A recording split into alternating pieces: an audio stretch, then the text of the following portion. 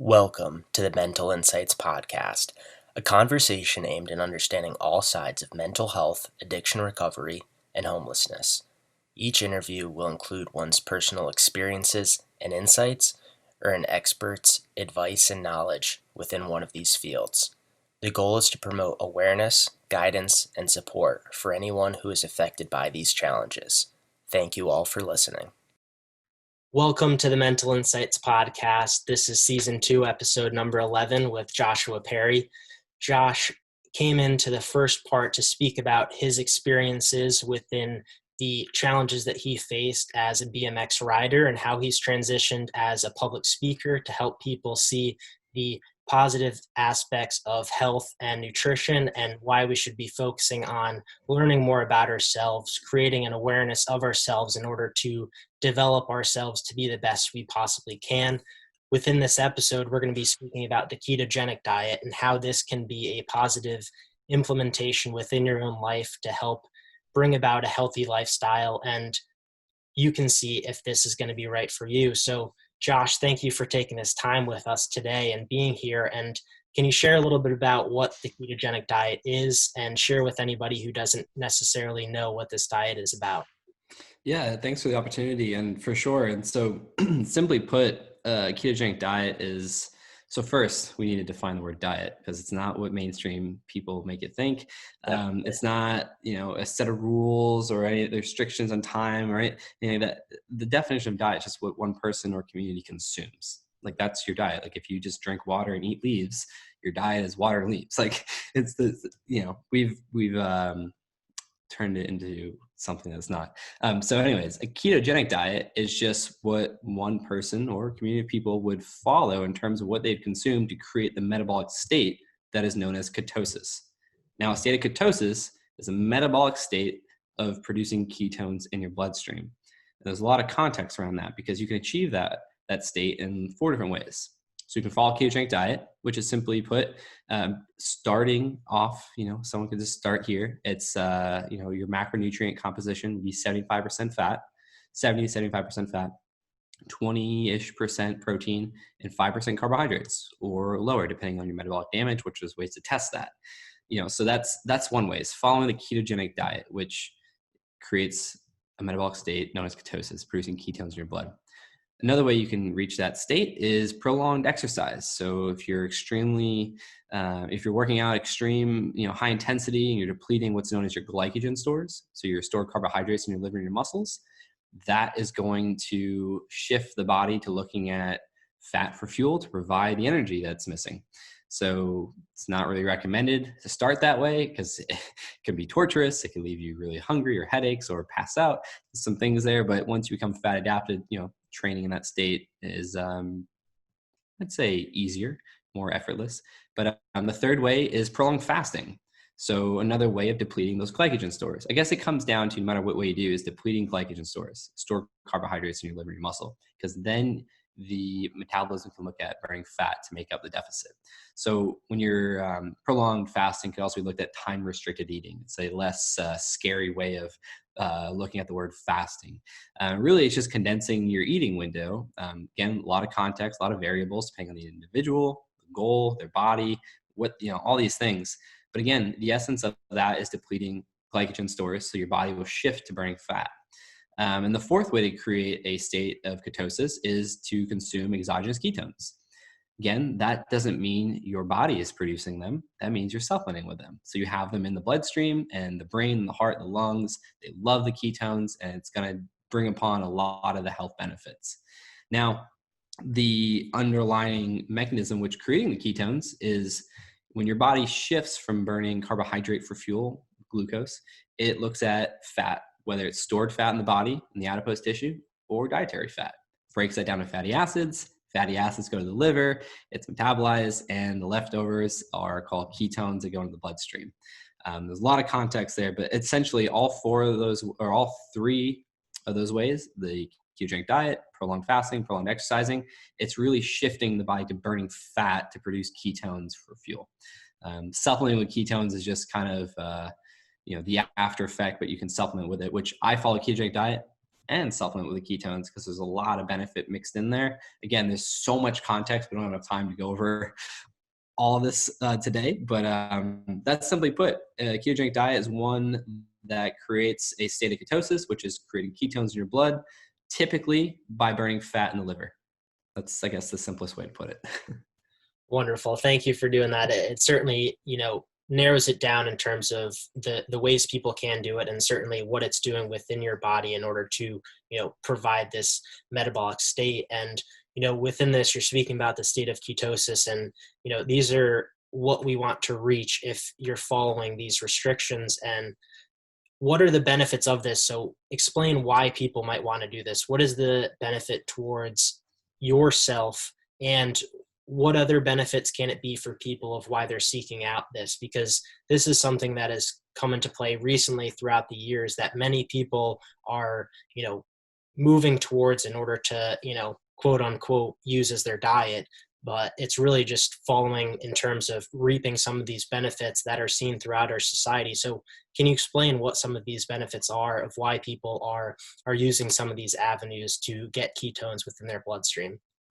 For sure. So you can look at ketones as two ways. One, an energy source, and two, a signaling molecule. So it actually, we talked about epigenetics in the first part, and that was something that really pushed me into this way of living. But they're really powerful in that sense. And I'm actually going through my good friend, Dr. Ryan Lowry, and his partner, Jacob Wilson, their keto mastery course. So they're PhDs and like researchers. It's an intense course. So I'm learning so much about this on a cellular level. So I'm trying to distill this really quick. But some of the benefits are going to be anti-inflammation for various reasons we can talk about later if you want, internal antioxidant production, the basics of it, burning fat for fuel. So body composition becomes a thing. Therefore, it affects inflammation and antioxidant production at the same time. It's a superior brain fuel source, and they have research showing that even in the presence of elevated glucose levels, the brain will prioritize using ketones for fuel first. So that's really powerful. And beyond that, there's plenty of research showing a lot of people subjectively sharing benefits with ketogenic diet and lifestyle for PCOS, cancer, Alzheimer's, dementia, anxiety, depression, traumatic brain injury. And so all of these things, why we're seeing so many different areas of disease being supported, or I should say supporting health and maybe reversal in some disease states or optimal, quality of life, is because it's targeting the mitochondria. So when we have disease states, it's really looking at, and this is where more of the metabolic health aspect is looking at, is damaged mitochondria. So mitochondria are the little organelles in the cell that use oxygen food to make ATP. It's not calories that runs our body, it's ATP. That's what our body's energy currency is. And so when the mitochondria become damaged, whether it's from a TBI, which there's various mechanisms in which does that, chronic elevated levels of blood sugar from eating carbohydrates in abundance, or processed foods, or what we call now ultra processed food, which is ridiculous. They create a lot of inflammation and a lot of free radical damage, which damages the mitochondria. So then therefore they can't use glucose. So glucose is stored as fat, and it just, this cycle continues to go. Or we're chronically stressed from, life. We got kids, we got family, we got responsibilities, we got jobs, we got competition to do all these things better than the next person, and the worrying aspect and all these things creates elevated levels of cortisol, which creates more inflammation. So it's like all these cycles. And when that happens, the mitochondria, which are what handle inflammation, or free radicals, or also known as reactive oxygen species, or all these different things, they become damaged and they can't use the glucose even if it's present. And so therefore, again, it stores and it creates this more and more cycle. The ability of ketones to bypass a dysfunction to produce better functioning mitochondria and create more mitochondria creates more energy production in our body at an optimal level, reduces inflammation, reduces free radical damage. And when we have a state of dis-ease, then we have disease. And we see that very clearly now. But when we can improve the mitochondria, which are what make our body's energy source, we have a better ability to handle stress and to improve these dysfunctions in the body, and sometimes prevent these, chronic states of dysfunction which lead to disease. And so for me personally, the tumors I live with are said to be benign. Now, the difference I've learned with benign and malignant tumors is the ability for them, for their growth to be rapid or not, and to spread in other areas of the body. And so when I was thinking about that, I was like, well, there's a lot of research on ketones, ketogenic diet, and therapies for cancer, but they're saying these are benign. But then I started learning about the more our blood sugar levels are elevated on a chronic sense, the more cells turn over, the more we age quicker, and the more that tumors can grow or skin tags. It's really a glucose and insulin issue. And so, simply put, I mean, yeah, there's just so many benefits to it. But what's really the target is the mitochondria. And that's something that we're starting to see more and more conversation about is, the mitochondria and how they work to produce energy, produce inflammation and free radicals, or the opposite. And it's really looking at, if you think about your car, if your car is not fueled properly and the quality of energy isn't there, the engine starts breaking down, certain things start going, the plugs and wires don't get replaced. Like, it's the same thing. Well, it's not the same thing. It's the same analogy. It's a good way of putting it, but it's really just optimal fuel, and that's what we're going for. It certainly shows, and you're speaking a lot about the benefits and kind of the process in which how it provides performance for the body. And you spoke a little bit about what can happen, this type of inflammation, and you're speaking about glucose, you're speaking about some of the things that are going into our body to create this. Can you speak about some of the impact, some of the effects that can take place if, when you look at our society, a lot of people are eating processed foods, a lot of people are eating foods that are high in sugars, and this is doing exactly the opposite of what we want, of what you're trying to see within the keto diet. So can you speak about when somebody goes out and, even indulges upon one of these meals, whether it's processed foods, whether it's high in sugars, how is this taking into place within, this aspect of the function of our body, and, explain how that can have severe effects on the way our body functions? For sure. And I mean, to be clear, we know this, we established this, but I'm not a medical professional. This is just my own research. But I believe that, I mean, if you're going to go and indulge once in a while, the acute stress response that's going to occur from that, the body's going to be able to overcome and adapt. The problem is most of us, especially in America, live off a standard American diet, which is a disaster. I mean, we're chronically elevating our blood glucose, and therefore, even if we're not, putting on fat, there's visceral fat that's built up and surrounding the organs, which suffocates the organs eventually. And that's more dangerous than putting it into the adipose tissue and getting larger. Still not good either way, but there's a thing called insulin sensitivity. So just because you're eating all the sugar you want and you're not gaining weight, that doesn't mean that's not going to be the case down the road.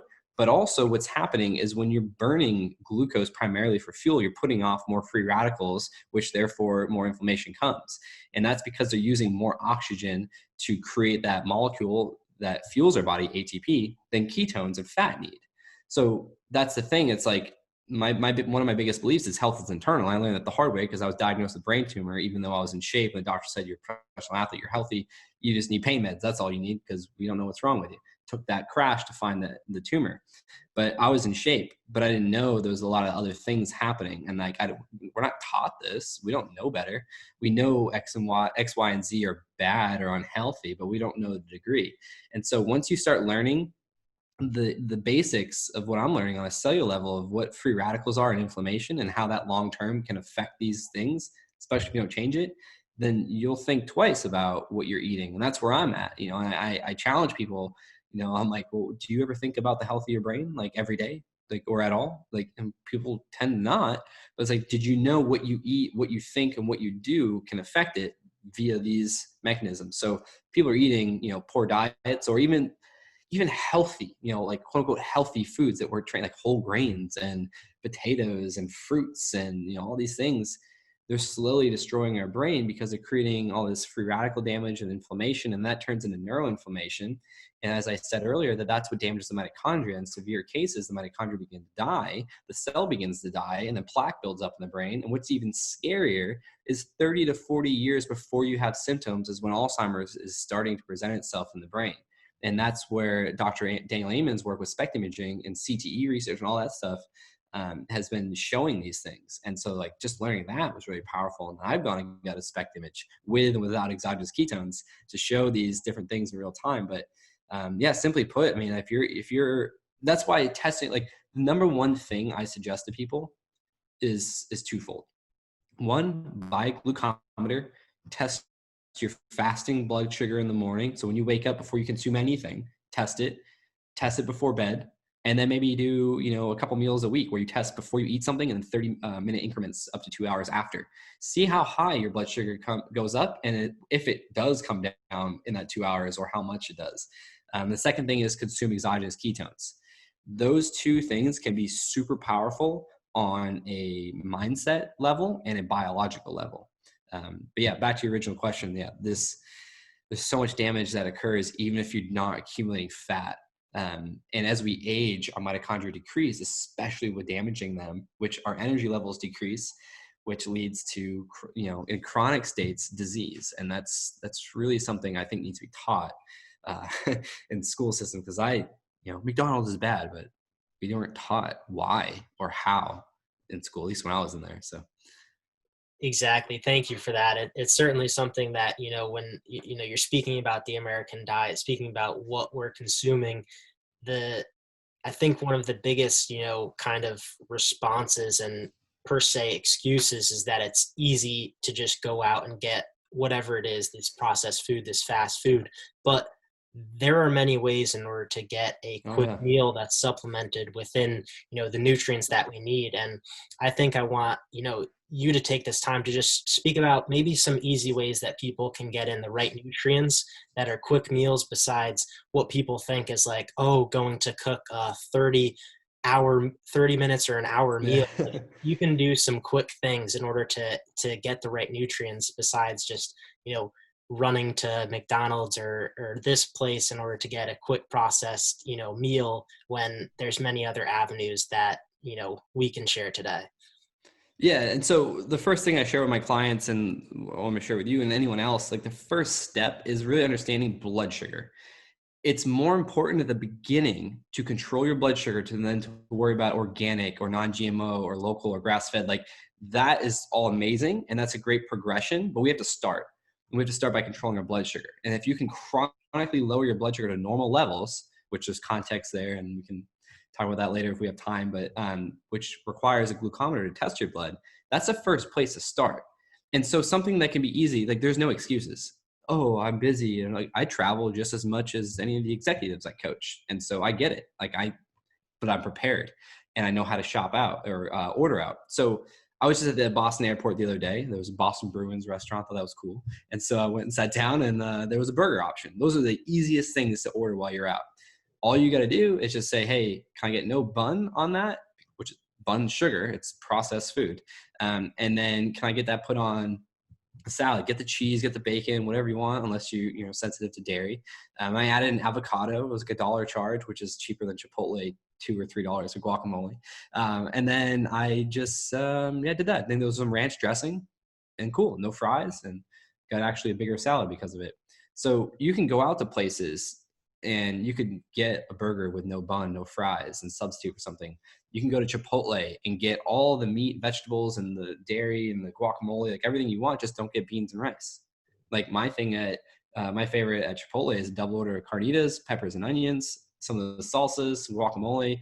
I get sour cream and cheese on the side because I don't like when they just put it on like a little ball in the middle. I like to be able to spread it out, and some lettuce. I mean, that's easy. You go to Five Guys, they do burgers in a lettuce wrap.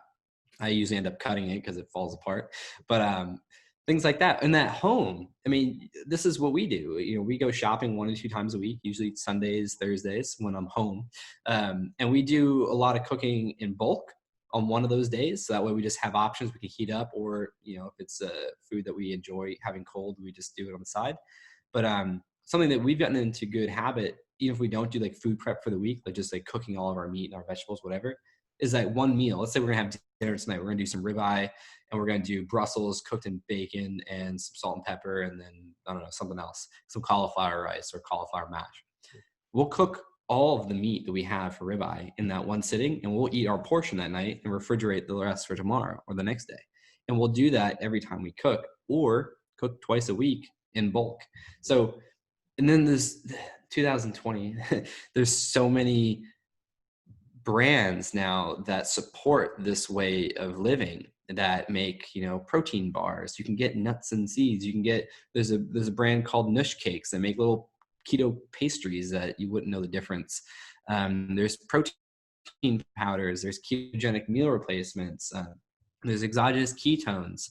And then if you go to ketogenic.com, there's a list of all the ketogenic certified foods that are coming out to actually certify foods based on their metabolic integrity, not just their ingredients or macronutrients, but like how they affect blood sugar. So there's so many options. And the biggest thing I think is for people to consider their blood sugar levels, what they can do to chronically lower that, and then rewrite the story of excuses. Drop the excuses and look at, educating yourself, reaching out, finding resources, things like that. Because it's super, super easy. It's usually a story that we're telling ourselves in our head that's holding us back. Certainly. I'm glad you brought that up. And it's really about taking that initial step and seeing how it's going to interact with your body and, what steps you could take. As you're saying, it's an easy step. It's about creating that mindset and just making that action. And I think with some people within our society, you could see there are some misconceptions, that you can see some things within the keto diet that people like to, push down and like to say that it's not something that's going to provide benefits to our health. And I want you to take this time to speak about, any misconceptions you've heard about the ketogenic diet and, why this is something that we shouldn't be allowing within the conversation of what's going on within, the benefits of this diet. Yeah, there's too many for me to think of right now, but some of the biggest ones is like, oh, it's just like all you do is eat bacon and butter and mayo, and it's like, who does that? Like, who just like cooks bacon and dips it in mayo? I mean, that's gross. But there's a thing called a well-formulated ketogenic diet, and that's like, it's like quality. The quality matters. It's not like the quantity of how much you're eating in terms of fat; it's the quality, because fats are broken up into different structures. So when we're eating just from here and not from here, it's a well formulated. You're eating a variety of fats, you're eating a variety of proteins and fiber rich vegetables. You're not just going to McDonald's and getting a burger without the bun all the time. Like, that's an option if you have to, in a first step, but it's not all just about that.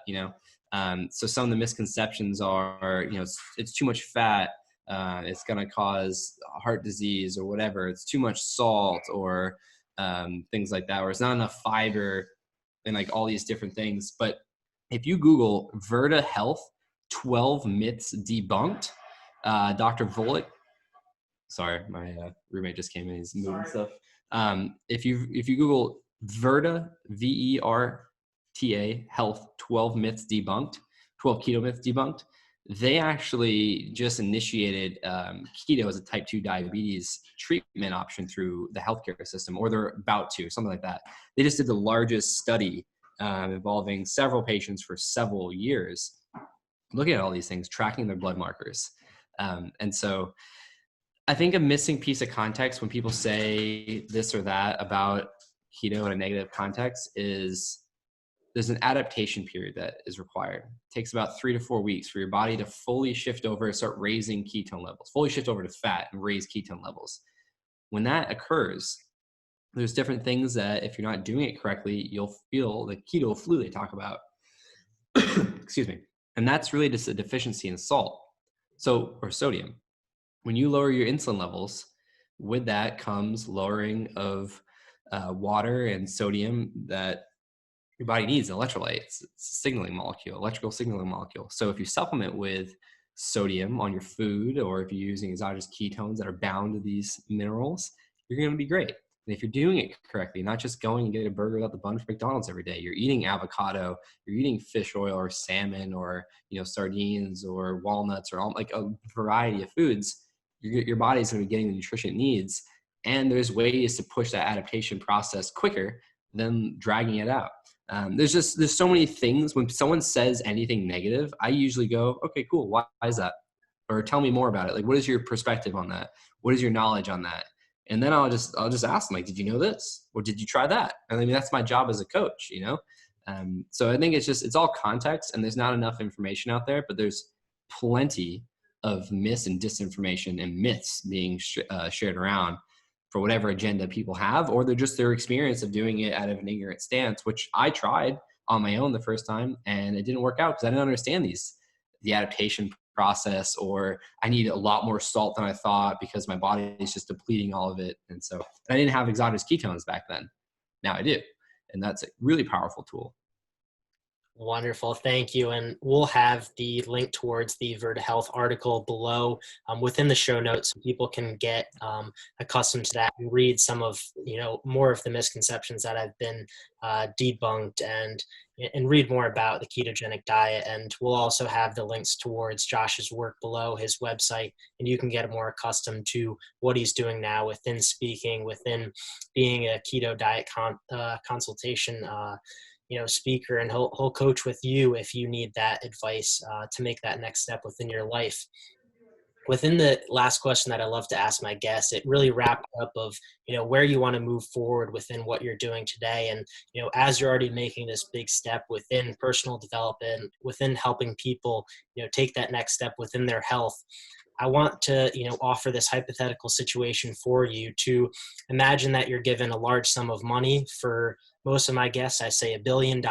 And I want you to speak about some of the ways you'd allocate these resources in order to help people who have endured a challenge, whether it's endured brain tumors, whether it's endured health challenges, whether it's mental health, in accordance to people who have experienced that around you, whatever thing you feel passionate right now. We know you're doing a lot of work within multiple fields, but where would you like to allocate these resources in order to help others who've experienced something similar to yourself, or within a topic or a field that you're really passionate about and you see that needs the change and this funding to move forward? Yeah, I would just want to set up some kind of program where people can apply to get financial support for what they're going through, but also a requirement of that support would be education and really teaching them the fundamentals of how to optimize your life in these different areas, whether it's health or relationships or sport or business, creativity, educate, whatever it is. But that would be a requirement to get the financial support that you're asking for.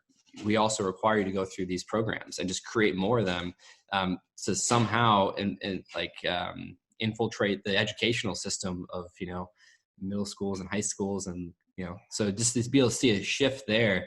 Because like I said before, if we can create awareness and education, that'll shift a perspective, and that perspective shift is what leads to new action. So I think that's exactly what I would do, is try to create more of those systems and those programs to educate people, especially around consciousness, like really being aware of your thoughts and your actions and personality traits and things like that. Great answer. It's certainly valuable. And I think it's testament to, what you're trying to do now and how you're trying to educate people. I think it's certainly wonderful to see. And it certainly was a pleasure to have you on to share not only about your own experience, but within the ketogenic diet, within consciousness awareness, and, what ways people can take that next step within your life. So I want to thank you for taking this time with me, Josh, to really share your insights, your experience with my audience.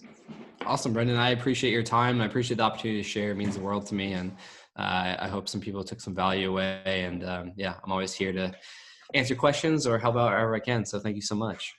Wonderful. Thank you, Josh, for being here. And thank you all again for listening to this episode. If you haven't listened to part 1, please be sure to check that out. This was season 2, episode number 11 with Joshua Perry. Please be sure to check the show notes below for all of the work and resources we've spoken about, and to get in touch with Josh if you would like. And please be sure to like, subscribe, and review this episode. Let us know what you think and what you'd like to hear more from Josh or from future guests. So thank you all again for being here on the Mental Insights podcast. Thank you all for listening to today's episode of the Mental Insights podcast. Make sure to reach out to today's guest or myself if you need any advice, guidance, or support in your life today. Please be sure to like, subscribe, and review to this podcast so we know what you thought of this episode. I look forward to being in touch with you all in the next episode. I hope you all have a wonderful day.